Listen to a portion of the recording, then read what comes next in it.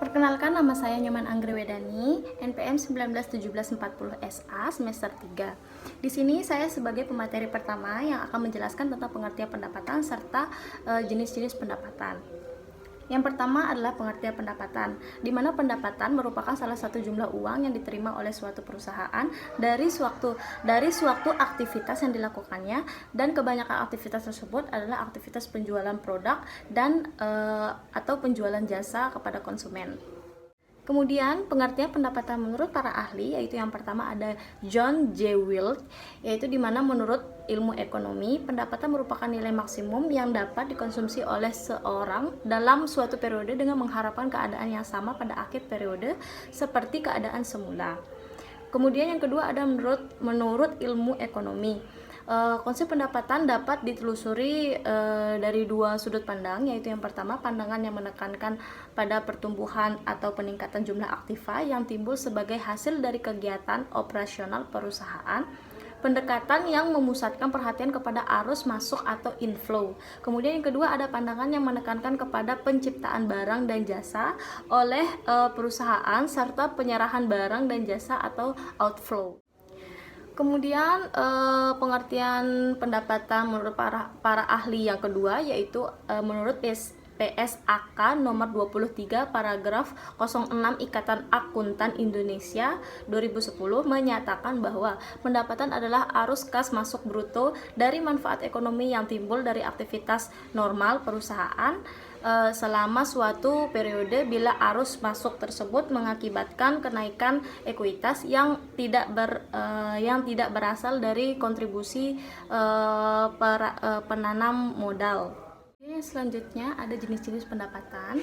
Yang pertama pendapatan operasi, di mana pendapatan operasi ini didapatkan dari dua sumber, yaitu yang pertama penjualan kotor dan penjualan bersih.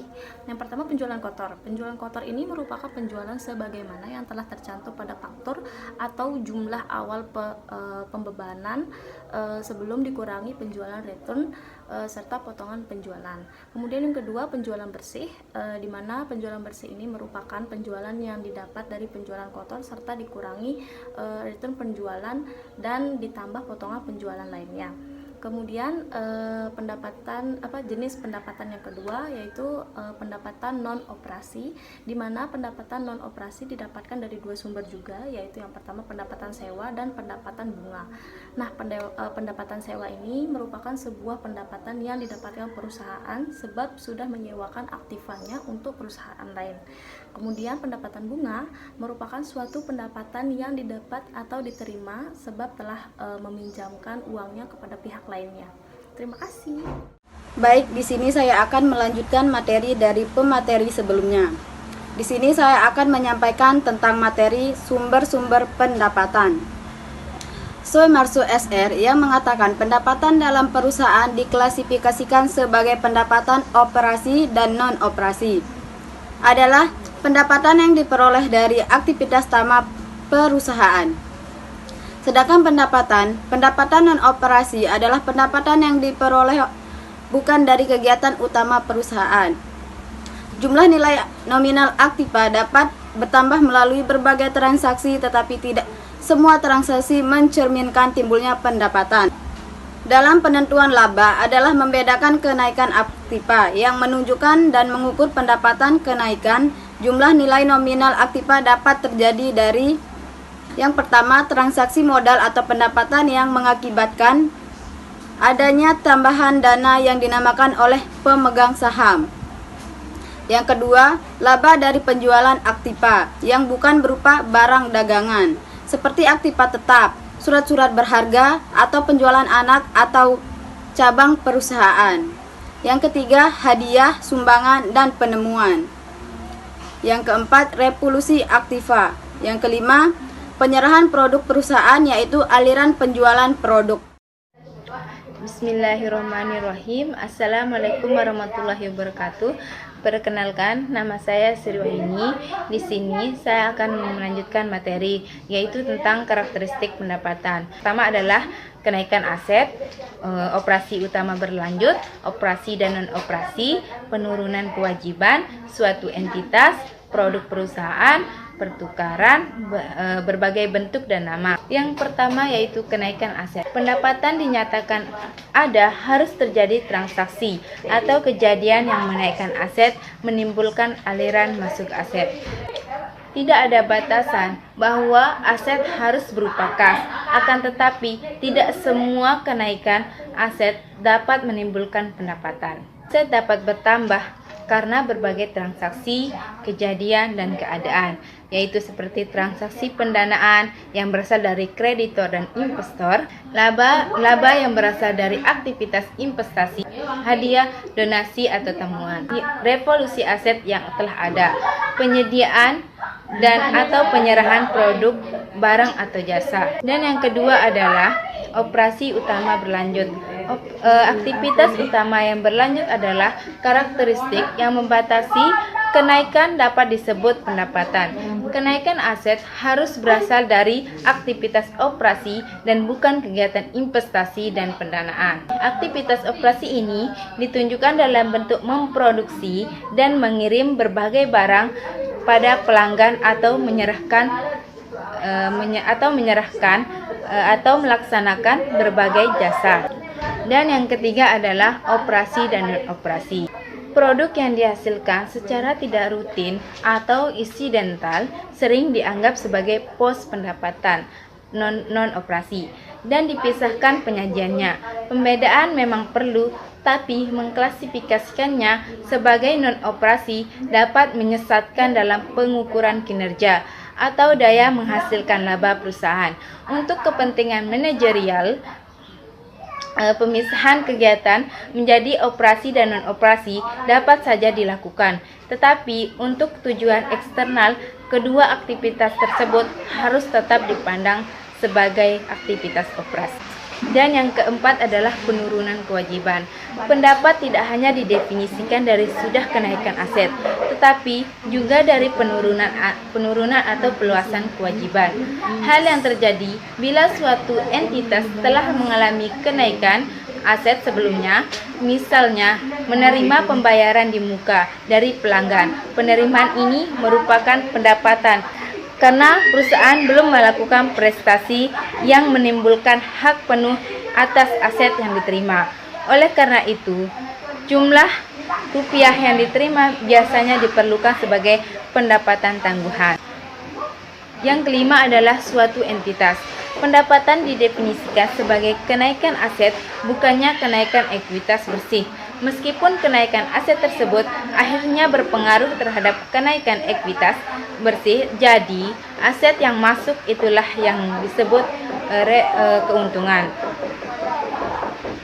Aset tersebut dikuasai oleh perusahaan, akan tetapi karena hubungan perusahaan dengan pemilik adalah hubungan hutang piutang, maka pada saat aset naik sebagai keuntungan, pendapatan utang perusahaan kepada pemilik juga naik karena jumlah yang sama. Ekuitas secara konseptual adalah utang perusahaan kepada pemilik. Oleh karena itu, naiknya aset karena pendapatan akan mengakibatkan naiknya ekuitas. Ekuitas naik karena pendapatan. Jadi, naiknya ekuitas adalah konsekuensi, bukan sumber pendapatan. Sehingga keuntungan tidak dapat didefinisikan sebagai kenaikan ekuitas. Keenam, pendapatan adalah produk perusahaan, produk fisik yang dihasilkan oleh aktivitas usaha itu yang merupakan pendapatan. Pengertian seperti ini sesuai dengan konsep upaya dan capaian, yaitu pendapatan adalah pencapaian dari upaya produktif perusahaan. Produk merupakan capaian dari setiap aktivitas produktif. Ketujuh yaitu pertukaran. Pendapatan akhirnya harus dinyatakan dalam suatu moneter untuk dicatat dalam sistem pembukuan. Satuan moneter yang paling objektif adalah jika jumlah rupiah tersebut adalah hasil transaksi atau pertukaran antara pihak independen dengan konsep dasar penghargaan kesepakatan, pendapatan dinyatakan dalam bentuk rupiah. Penghargaan dalam transaksi penjualan yang besarnya sama dengan harga jual perusahaan dikalikan kuantitas terjual. Pendapatan untuk suatu periode adalah akumulasi pendapatan yang diukur secara objektif tersebut. Dan yang kedelapan adalah berbagai bentuk dan nama. Pendapatan adalah konsep yang bersifat generik dan mencakup semua pos dengan berbagai bentuk dan nama apapun. Sebagai contoh, pendapatan untuk perusahaan dagang disebut dengan penjualan. Untuk perusahaan jasa, pendapatan menunjukkan kegiatan atau jenis yang diberikan, misalnya pendapatan sewa, pendapatan jasa angkut, dan pendapatan bunga. Hanya ini yang bisa saya sampaikan. Selanjutnya akan dibahas oleh kelompok saya berikutnya. Wassalamualaikum warahmatullahi wabarakatuh. Bismillahirrahmanirrahim. Assalamualaikum warahmatullahi wabarakatuh. Terima kasih saya ucapkan kepada moderator yang telah memberikan saya kesempatan untuk menyampaikan materi pada pagi hari ini. Baiklah, di sini saya akan menyampaikan materi terakhir mengenai kriteria pengakuan pendapatan dan metode pencatatan pendapatan. Baiklah, di sini saya akan menjelaskan apa itu kriteria pengakuan pendapatan. Menurut Financial Accounting Standard Board, kriteria pengakuan pendapatan itu ada dua macam. Yang pertama, pendapatan itu baru diakui apabila jumlah pendapatan itu terrealisasi atau pasti cukup akan terrealisasi. Yang kedua ialah pendapatan itu baru dapat diakui apabila pendapatan itu sudah terbentuk atau terhimpun. Yang kedua ialah metode pencatatan pendapatan. Metode pencatatan pendapatan itu ada dua macam. Yang pertama, metode berbasis kas atau kas basic method, dan yang kedua ialah metode berbasis akrual atau akrual basic method. Di sini saya akan menjelaskan apa itu metode berbasis kas. Metode berbasis kas ialah sistem di mana pendapatan belum dapat diakui apabila belum diterima pendapatan. Maksudnya di sini jika misalnya saya mendirikan usaha laundry, saya sudah menyelesaikan laundryan dari customer, dan customer mengambil laundryan ke saya dan saya mendapatkan uang, artinya kemudian saya sudah menerima kas. Berarti saya sudah menerima pendapatan secara langsung. Biasanya metode ini digunakan atau diterapkan pada perusahaan atau usaha yang berskala kecil atau usaha jasa misalnya, atau orang-orang yang memiliki keahlian tertentu. Yang kedua ialah metode berbasis akrual. Metode ini digunakan metode pendapatan di mana pendapatan dicatat apabila sudah terjadi hak. Tidak penting apakah pendapatan itu sudah diterima atau belum. Nah, contohnya seperti misalnya saya memiliki usaha mebel dan customer memesan kepada saya untuk membuat barang meja misalnya dengan menggunakan jasa saya. Berarti di sini saya belum menerima uang, tapi saya sudah mengerjakan produk yang dipesan oleh customer gitu. Biasanya metode ini memiliki keuntungan dengan dengan secara metode ini memiliki keuntungan dengan metode perhitungan secara rinci atas keuntungannya dan perumah dalam laporan laba rugi dan neraca selisih.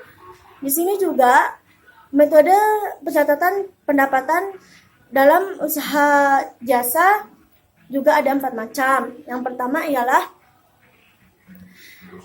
metode kerja khusus.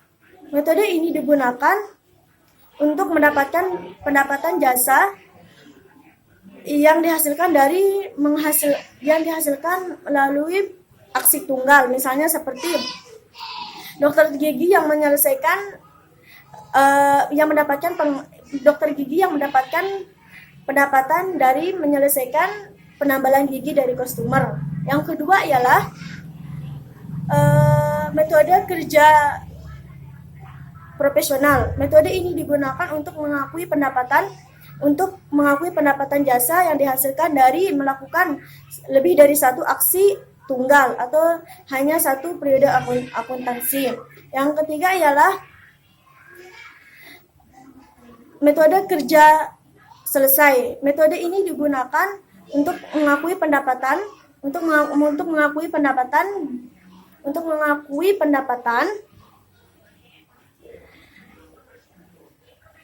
Metode ini digunakan untuk mengakui pendapatan yang dihasilkan atas rangkaian kejadian, di mana yang terakhir sangat penting yang berhubungan dengan total transaksi, dan di mana pendapatan jasa telah diakui apabila pekerjaan itu telah selesai dilakukan. Biasanya metode ini sama dengan metode kontrak atau kontrak jangka panjang.